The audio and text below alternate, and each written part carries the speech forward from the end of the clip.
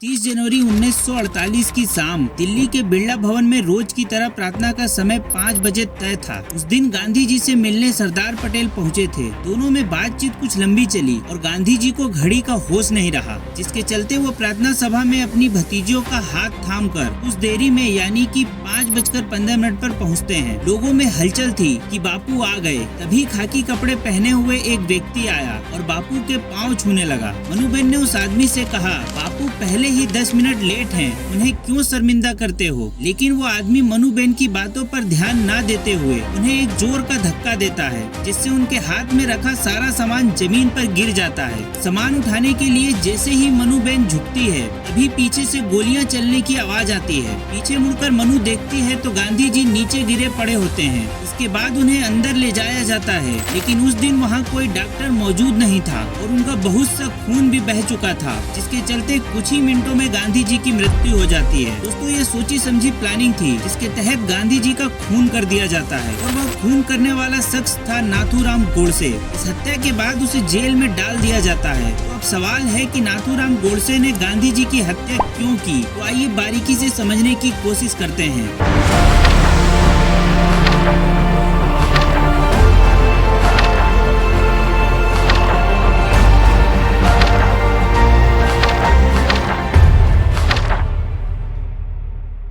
दोस्तों, कहानी की शुरुआत होती है 19 मई 1910 को, जब नाथूराम विनायक गोडसे का जन्म महाराष्ट्र में बारामती नामक स्थान पर एक ब्राह्मण परिवार में होता है। पिता का नाम विनायक राव और माँ का नाम लक्ष्मी था। नाथूराम से पहले दोनों की एक बेटी और 3 बेटे हुए, लेकिन बेटे पैदा होते ही चल बसे। इसलिए विनायक राव और लक्ष्मी को ये विश्वास हो गया कि उनके परिवार में सिर्फ लड़की ही बच सकती है। इसलिए जब अगला लड़का पैदा हुआ तो उन्होंने उसे एक लड़की की तरह पाल पोस कर बड़ा किया। उसे कपड़े भी लड़कियों के पहनाए और उसकी नाक छेद कर उसे एक नथ पहना दिया गया और यहीं से उसका नाम नाथूराम पड़ गया। गोडसे ने 5वीं कक्षा तक बारामती के स्थानीय स्कूल में पढ़ाई की, जिसके बाद उसे पुणे में अपनी मौसी के साथ रहने के लिए भेज दिया गया, ताकि वह अंग्रेजी भाषा के स्कूल में पढ़ सके। नाथूराम के भाई गोपाल गोडसे अपनी किताब में लिखते हैं कि नाथूराम के शरीर में देवता आते थे और उसे कई अलौकिक शक्तियाँ भी हासिल थी, जिसकी वजह से एक बार उसने अपनी बड़ी बहन की बीमारी भी ठीक कर दी थी। इसी बीच 1929 में नाथूराम ने पुणे में 10वीं का इम्तिहान दिया, लेकिन इसमें वो फेल हो गया और कांग्रेस नेताओं से प्रभावित होकर उसने जुलूसों में हिस्सा लेना और पब्लिक में भाषण देना शुरू कर दिया।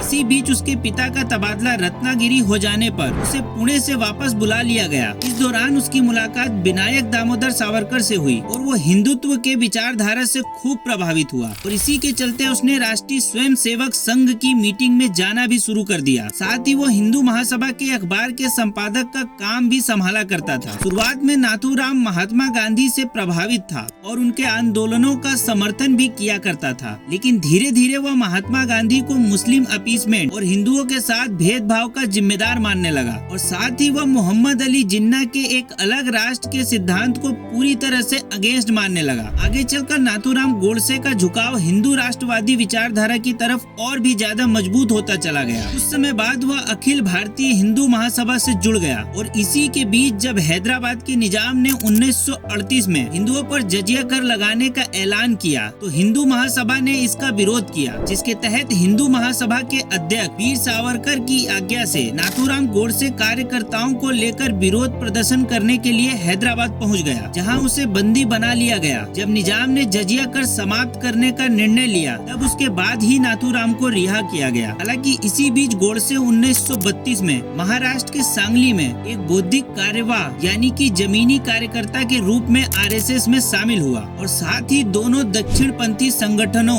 हिंदू महासभा का सदस्य बना रहा। वह अपने विचारों को प्रचारित करने के लिए अक्सर समाचार पत्रों में लेख भी लिखा करता था। इसी बीच विनायक दामोदर सावरकर के बड़े भाई बाबाराव सावरकर के द्वारा लिखी गई एक किताब राष्ट्र मीमांसा, जिसका अंग्रेजी में ट्रांसलेशन नाथूराम गोडसे ने किया, लेकिन इसका सारा क्रेडिट सर संघ चालक सावरकर ने ले लिया और उनमें आपसी मतभेद हो गया। इसी वजह से गोडसे ने गुस्से में आकर 1942 में विजयदशमी के दिन अपना खुद का संगठन हिंदू राष्ट्र दल बनाया। हालांकि वह आरएसएस और हिंदू महासभा का सदस्य बना रहा, लेकिन 1946 में गोडसे ने भारत के विभाजन के मुद्दे पर हिंदू महासभा से रिजाइन कर दिया। हालांकि फिर भी गांधी जी के हत्या के मुकदमे के वक्त हिंदू महासभा ने नाथूराम का साथ दिया। गिरफ्तारी के बाद गांधी जी के सबसे छोटे बेटे देवदास नाथूराम से मिलने पहुंचे। इस घटना का ब्यौरा नाथूराम के भाई गोपाल गोडसे ने अपनी किताब में किया है कि देवदास को नाथूराम के बारे में कुछ भी पता नहीं था। उन्हें लगा कोई सिरफिरा ही होगा जो गांधी जी पर गोली चलाएगा, लेकिन जब वो हवालात में गोडसे से मिले तो गोडसे ने उन्हें पहचानते हुए कहा,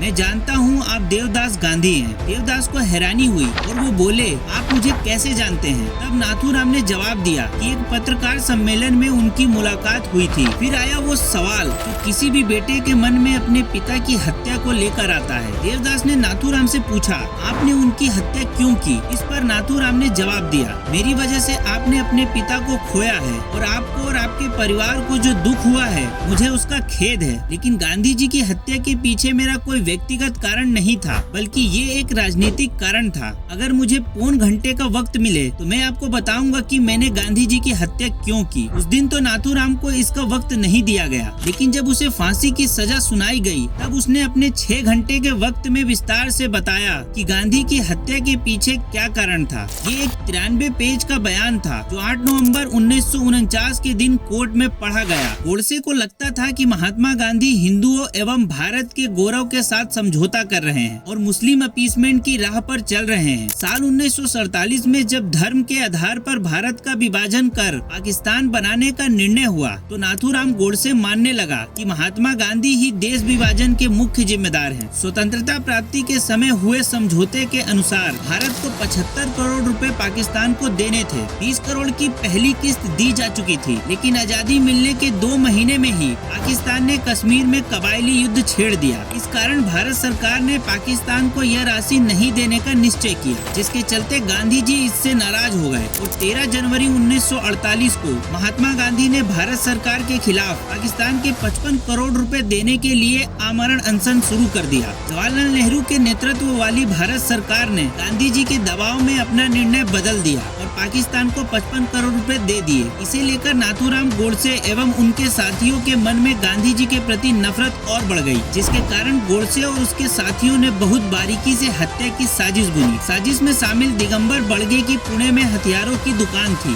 जहां 10 जनवरी 1948 को नाथूराम गोडसे और नारायण आप्टे ने बड़गे की दुकान से 2 गन, कॉटन स्लेब, 2 रिवाल्वर और 5 हथगोले खरीदे, जिसके तहत 20 जनवरी 1948 को नाथूराम और उसका भाई अपने अन्य 5 साथियों के साथ मिलकर तय समय पर गांधी जी को मारने के लिए नई दिल्ली के बिरला हाउस पहुंच गए। प्लान ऐसा था कि पहुआ सबसे पहले ग्रेनेड फेंकेगा, जिससे भगदड़ शुरू हो जाएगी और इसके बाद बड़गे प्लेटफॉर्म वाली दीवार के पीछे से गांधी जी को शूट करेगा और उन पर एक ग्रेनेड भी फेंकेगा। इसके बावजूद भी कोई चूक ना हो, इसीलिए बाकी के साथी भीड़ का हिस्सा बनकर खड़े रहेंगे, जिसके तहत अगर गांधी जी भागने की कोशिश करें तो उन्हें चारों तरफ से शूट किया जा सके। लेकिन उनका ये प्लान फेल हो गया, क्योंकि पहले ग्रेनेड से कोई भगदड़ नहीं मची। बड़गे जो गांधी जी को सबसे पहले शूट करने वाला था वो डर गया, जिसके कारण बाकी के 6 लोग बच निकले, लेकिन मदन लाल पहुआ पकड़ा गया। पुलिस पूछताछ में मदन लाल पहुआ ने गांधी जी की हत्या की योजना से जुड़े कुछ अहम सुराग दिए। वह पुलिस को नई दिल्ली के कनॉट प्लेस स्थित मरीना होटल भी लेकर गया, जहां नाथूराम और उसके साथी ठहरे थे। वहां पुलिस को इस केस से जुड़े कुछ अहम सुराग भी मिले। इधर पहला असैसिनेशन फेल होने के कारण इस बार नाथूराम गांधी जी को मारने के लिए पुणे से दिल्ली अकेले ही पहुंचा। वहीं उसने इतवाली कंपनी की बेरेटा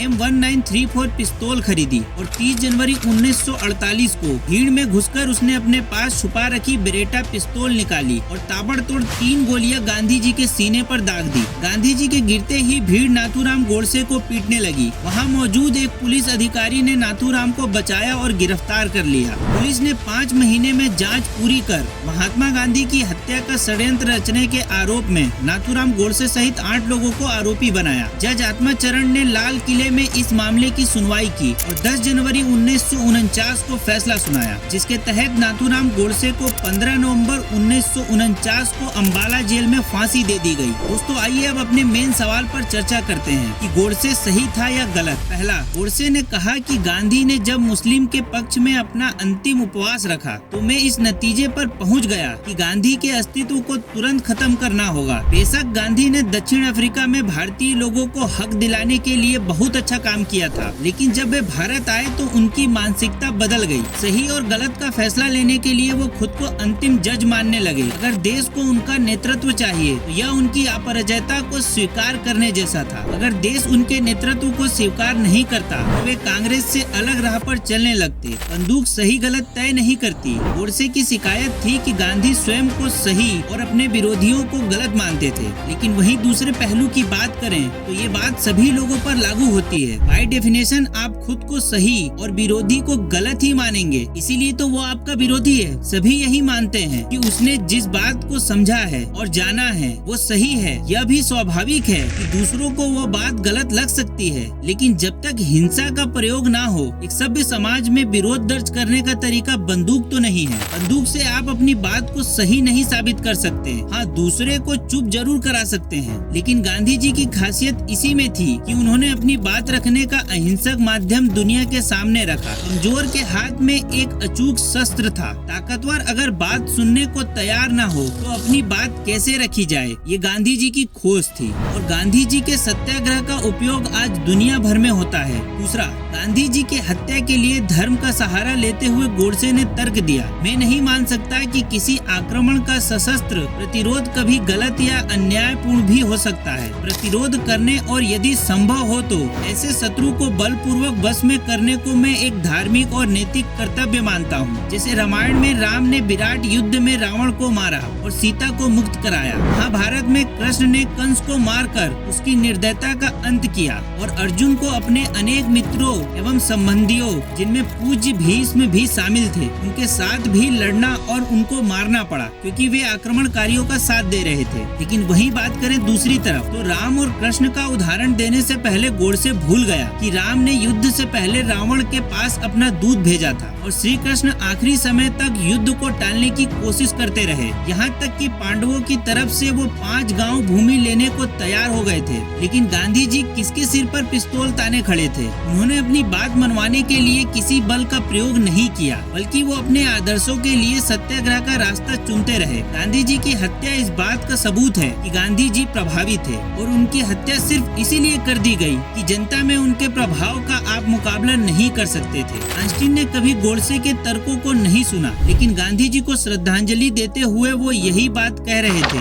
कि अंत में वो अपने अहिंसा के आदर्शों का शिकार बन गए। उनकी मृत्यु इसीलिए हुई क्योंकि अव्यवस्था और अशांति के दौर में उन्होंने खुद के लिए सुरक्षा लेने से मना कर दिया। यह उनका अटल विश्वास था कि बल प्रयोग अपने आप में एक बुराई है। अपने दिल और दिमाग में विश्वास के साथ उन्होंने एक महान राष्ट्र को उसकी मुक्ति की ओर अग्रसर किया है। उन्होंने दिखाया है कि लोगों को साथ जोड़ने के लिए राजनीतिक चालबाजी एकमात्र तरीका नहीं है, बल्कि नैतिक रूप से श्रेष्ठ आचरण का ठोस उदाहरण पेश कर लोगों को अपने साथ जोड़ा जा सकता है। विश्व के सभी देशों में महात्मा गांधी की प्रशंसा इसी मान्यता पर टिकी है। खैर, गांधी जी की बात गलत या सही हो सकती है, हो सकता है कि उनका तरीका सही या गलत हो सकता है, लेकिन गांधी जी की हत्या इसे किसी भी मेंटल जिम्नास्टिक से जायज नहीं ठहराया जा सकता है। वैसे दोस्तों, आप लोगों की क्या राय है, कमेंट में हमें जरूर बताएं। उम्मीद है इस वीडियो ने आपको लाइक करने के लिए जरूर इम्प्रेस किया होगा। तब तक के लिए मिलते हैं अगली एक और शानदार वीडियो में।